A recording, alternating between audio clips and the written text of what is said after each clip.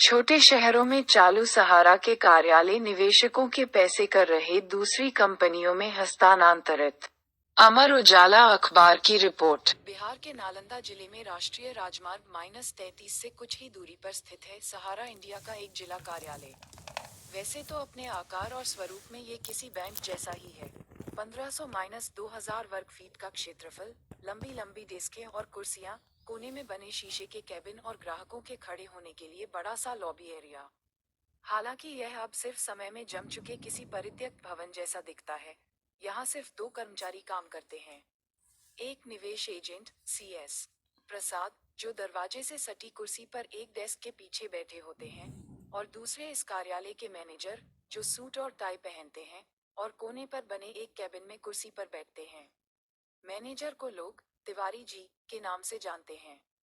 बाकी की मेज और कुर्सियां खाली पड़ी रहती हैं, जबकि एक बड़े कमरे में बोरियों में भर भर के कागज और फाइल्स रखी हैं। इस कार्यालय के सामने ही, उसी माले पर, इतना ही बड़ा कंपनी का एक और ऑफिस है जिसमें प्रशासनिक काम होते हैं। वहां भी इक्के दुक्के कर्मचारी ही थे, जबकि बाकी की कुर्सियां और मेज खाली थीं। 27 तारीख की दोपहर जब मैं वहां पहुंचा तो निवेश एजेंट प्रसाद के सामने एक अधेड़ उम्र की महिला बैठी थी। उसका नाम निर्मला देवी था। निर्मला पास के ही एक गांव से थी और सहारा की एक छोटी निवेशकर्ता भी है। उसने सहारा की रियल एस्टेट की किसी योजना में अपने पड़ोस के एक एजेंट के कहने पर अपने जेब खर्च से बचाया हुआ पैसा लगाया था। उसके निवेश की अवधि साल भर पहले ही पूरी हो गई थी, मगर कंपनी ने वादे के मुताबिक उनका करीब 5 लाख रुपए नहीं लौटाया है। 1 साल तक वह कार्यालय आती रही, मगर कर्मचारी उन्हें बार बार अगली तारीख देकर दौड़ाते रहे।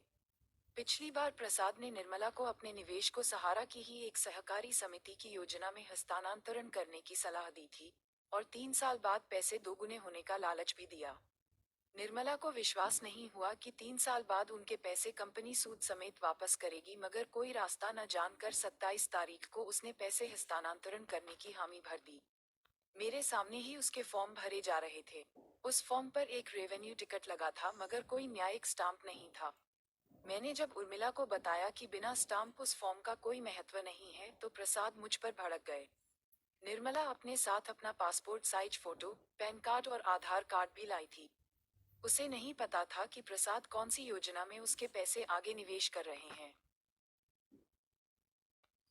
अभी यह मामला निपटा भी नहीं था कि कुछ ही दूरी पर कैबिन में मैनेजर तिवारी के सामने बैठा एक हट्टा कट्टा, अधेड़ उम्र का आदमी प्रसाद पर बिफर पड़ा। वसीम अपने निवेश प्रतिभूति के पूरा होने पर 15 लाख रुपए मांगने आए थे। निर्मला की तरह वसीम की योजना की अवधि भी महीनों पहले पूरी हो गई थी। वसीम तेज आवाज में तिवारी को भला बुरा कह रहे थे। उनका कहना था कि वह हमेशा की तरह आज भी कंपनी से अपने पैसे मांगने आए हैं, मगर मैनेजर उन्हें सुनने की बजाय उन पर हंसने लगा। वसीम को अपने पैसे के लिए लड़ता देख एक बूढ़े निवेशकर्ता, अशोक कुमार, को भी हिम्मत आ गई। वसीम की तरफदारी में वह भी मैनेजर की मेज के सामने खड़े हो गए। अशोक पास के किसी दुकान में काम करते हैं। उनके जीवन की जमा पूंजी, कुछ 7 लाख रुपए, भी कंपनी खा गई। मैंने सहारा के नालंदा जिले के कार्यालय में करीब 2 घंटा बिताए। इस बीच कई छोटे निवेशकर्ता आए।